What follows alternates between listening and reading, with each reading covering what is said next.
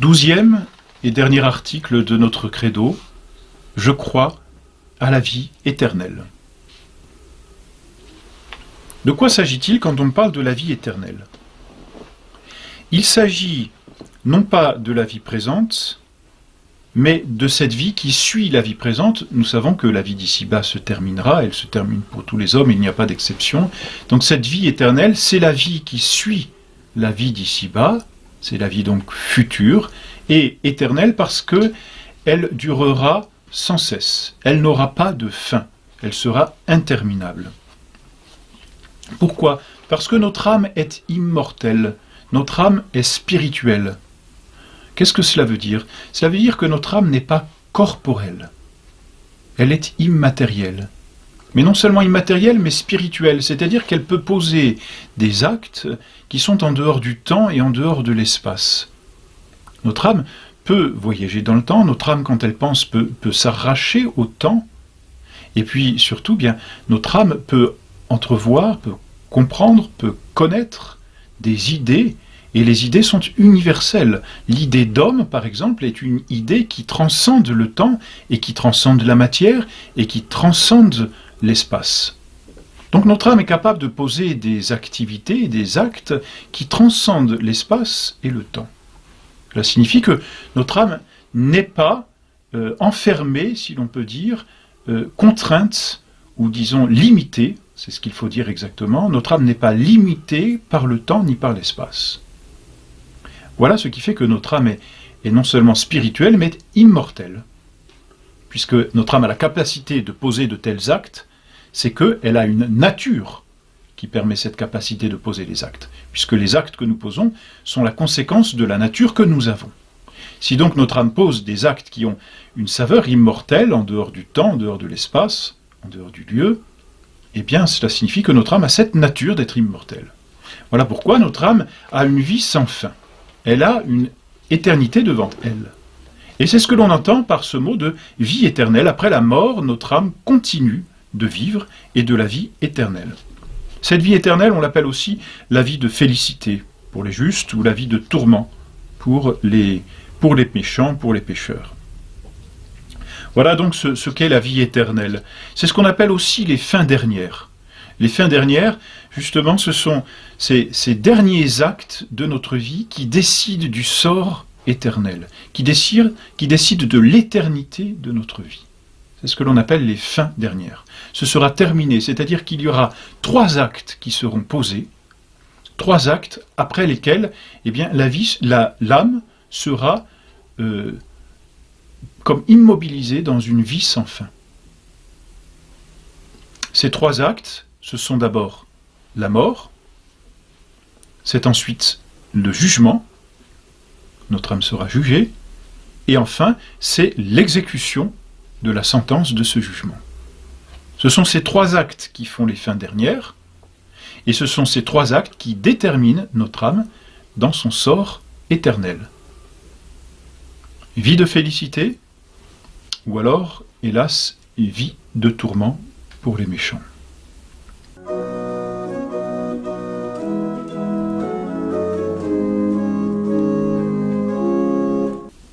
Premier acte donc des fins dernières, la mort.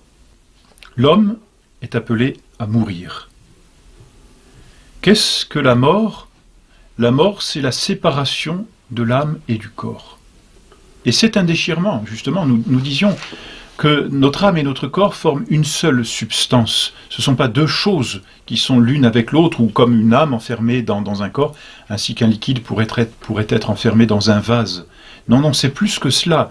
Il y a une compénétration de l'âme dans le corps, de sorte que nous faisons un tout. La mort, c'est ce déchirement de l'âme et du corps, de l'âme qui ne peut plus faire vivre le corps.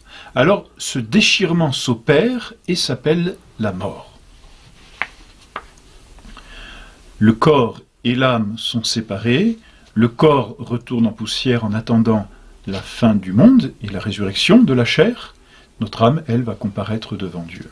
En même temps que la mort est une séparation de l'âme et du corps, la mort est aussi un dépouillement, finalement, de toutes les choses d'ici-bas. Nous quittons tout ce qui est matériel pour entrer dans une vie purement spirituelle. Les objets que nous avions, que nous possédions, nous les quittons. La fortune que nous avons amassée, nous la quittons. Les amis qui nous entourent et qui nous pleurent, nous les quittons aussi. Nous quittons cette vallée de larmes, comme l'on dit, nous quittons cette terre, et nous rentrons dans la vie éternelle. Premier acte, donc, la mort. La mort est inévitable, et c'est la plus grande certitude de notre vie, c'est qu'un jour nous mourrons. Tout le reste est absolument incertain, mais le fait de la mort, c'est la certitude de notre vie. À partir du moment où un homme naît sur cette terre, il est ordonné, si l'on peut dire, à la mort, il mourra, c'est certain. La mort est un châtiment du péché.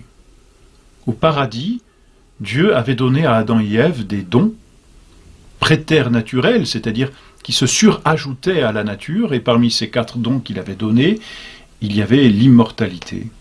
Mais de par le péché originel, lorsqu'Adam a commis ce péché, il a attiré sur lui la colère divine, et l'un des châtiments a été la mort. Et puisque ce péché, il l'a commis en tant que chef de l'humanité, il a transmis, si l'on peut dire, cette dette à tous les humains, et en transmettant cette dette, il a transmis les châtiments aussi, et la mort donc est le lot de l'humanité entière. Elle est dans notre existence concrète aujourd'hui, dans le plan tel qu'il est voulu par Dieu, elle est un châtiment du péché du premier homme, que nous devons tous subir et que notre Seigneur lui-même a voulu éprouver sur la croix. On ne meurt qu'une fois, et c'est important parce que nous n'avons qu'une seule vie. Nous n'avons qu'une âme, donc qu'une seule vie, mais une seule mort aussi. Voilà pourquoi il est important de ne pas manquer ce rendez-vous, si je puis dire, de ne pas manquer cette mort. Parce que lorsque nous mourrons, c'est fini, c'est terminé. Et donc c'est définitif. Terminé, ça veut dire achevé. Notre vie est achevée pour l'éternité. Un peu lorsque, au cours d'un examen, à la fin de l'examen, le surveillant dit « Posez vos stylos ». C'est terminé, c'est-à-dire la copie est achevée. Mal achevé, mais achevé quand même. C'est-à-dire l'examen est conclu. La note va être mise en fonction de ce qui a été écrit. Et bien de la même façon pour la mort. Lorsqu'un homme meurt, sa vie est achevée. Il va attendre la note, si l'on peut dire, c'est-à-dire le jugement. Voilà donc, si nous avons la plus grande certitude de notre mort, il y a lié à cette certitude absolue la plus grande incertitude liée au temps et aux conditions de notre mort. Et c'est ce qui rend, je dirais, notre vie un peu tragique, c'est-à-dire que nous savons que nous allons mourir, mais nous ne savons pas quand nous mourrons. Nous ne savons pas comment nous mourrons. C'est sûr, nous mourrons. Aujourd'hui, demain, tout à l'heure, dans quelques années, 20 ans, 30 ans, 40 ans, 80 ans, Dieu seul le sait. Mais nous ne le savons pas. Voilà pourquoi la mort est un moment qu'il nous faut sans cesse préparer. Voilà pourquoi la pensée de la mort est certainement l'une des pensées les plus salutaires. On se souvient de cet exemple d'un saint qui justement, voyant un homme amasser des richesses, lui disait « Mais qu'allez-vous faire de ces richesses ?» Et l'homme faisait des plans. Et alors le saint lui disait « Et après ? Et après ? Et après ?» Et à la mort. À la mort, tout est terminé. Vos richesses, vous ne les emporterez pas. Vos richesses resteront sur cette terre. Elles seront probablement éparpillées. Votre voiture sera peut-être cassée, brisée dans un accident, le lendemain de votre mort. Tout s'arrête donc à la mort, et nul ne sait quand cette mort arrivera. C'est un moment important, et voilà pourquoi la pensée de la mort est une des pensées les plus salutaires. D'un autre côté, justement, et les justes pensent souvent à la mort, la mort du juste est une mort agréable, elle est douce au juste. Nous lisons dans un psaume « Preciosa in conspectu Domini mors sanctorum ». La mort des saints est précieuse aux yeux du Seigneur, mais elle est précieuse aux yeux de Dieu. Pourquoi ? Parce que le juste qui, lui, vit en présence de Dieu et vit dans l'optique de cette vie éternelle, est sur cette terre comme un exilé. Non seulement en pèlerinage, mais aussi en exil. Et la mort est pour lui la fin de l'exil. Parce qu'il a mis toute son espérance en Dieu, alors la mort est douce aux yeux du juste. Dans la messe des morts, dans la liturgie, le prêtre a cette parole très forte, justement, et très consolante. Pour vos fidèles, Seigneur, la vie n'est pas ôtée, elle est changée, justement. Le juste passe de vie à trépas, c'est-à-dire de vie ici-bas à vie éternelle. Et celui qui a vécu en présence de Dieu continue de vivre dans cette présence de Dieu. Pour le juste, finalement, la mort l'arrache à cette prison, à cette vallée de larmes, comme nous le chantons dans cette belle prière du Salve Regina. Et puis aussi, eh bien, la mort mène à la contemplation de Dieu, donc à la lumière, à la vie éternelle. Et c'est une soif que les justes entretiennent ici-bas. Et plus cette soif est grande, plus la mort leur apparaît comme quelque chose d'agréable et d'heureux. Et l'on voit dans les récits de la vie des saints, les saints consoler tous ceux qui sont autour d'eux en leur disant « Mais ne pleurez pas sur moi, je rentre dans la lumière ».